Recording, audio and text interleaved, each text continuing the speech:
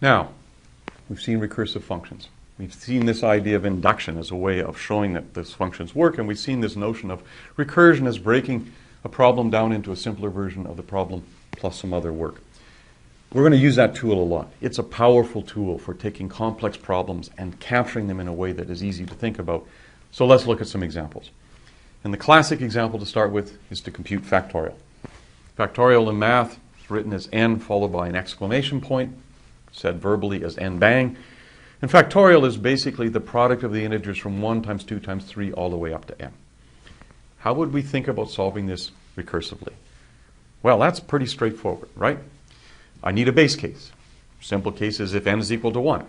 1 multiplied by itself, or just 1 is 1. That's simple. To get the recursive case, let's use that same thinking. To get the recursive case, what do I have? I want a simpler version of the same problem. And in fact, right there, that is n minus 1 factorial.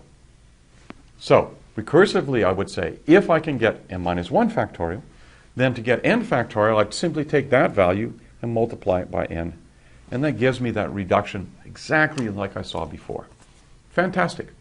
There's a recursive definition of factorial. Let's capture it in some code. And in fact, to do it, let's do both an iterative version and a recursive version. So the iterative version of factorial has the form we'd expect.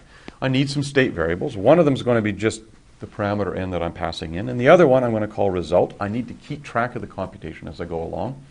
I'm going to set a result initially to 1 because I'm going to do successive multiplications.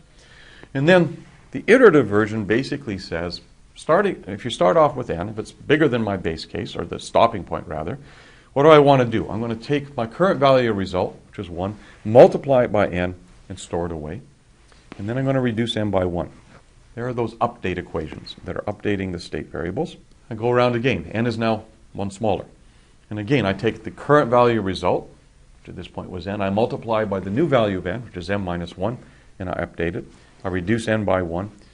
And I keep doing this. And you can see that I'm going to start by taking n, then times n minus 1, then times n minus 2. And I'll keep doing that until I get down to a place where n is 0, in which case I stop and I return the result. Great. What about the factorial version recursively?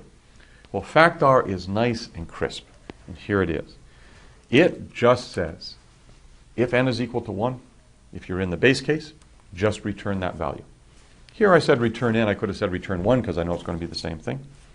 Otherwise, get the solution to the slightly smaller problem by just recursively calling factor, multiply it by n, and just return that result. Beautiful code. Nice and clean and crisp, and you can see that it gives you a very clear sense of exactly the stages. My base case, my recursive case. My recursive case is a recursive call plus one other operation, which is to do multiplication. Let's see if it does the right thing. So in idle, I've got a version of both pieces of code, and let's try first the iterative version of factorial. And just to be careful, let's make sure it does the right thing on the base case, or where n is equal to 1. It does.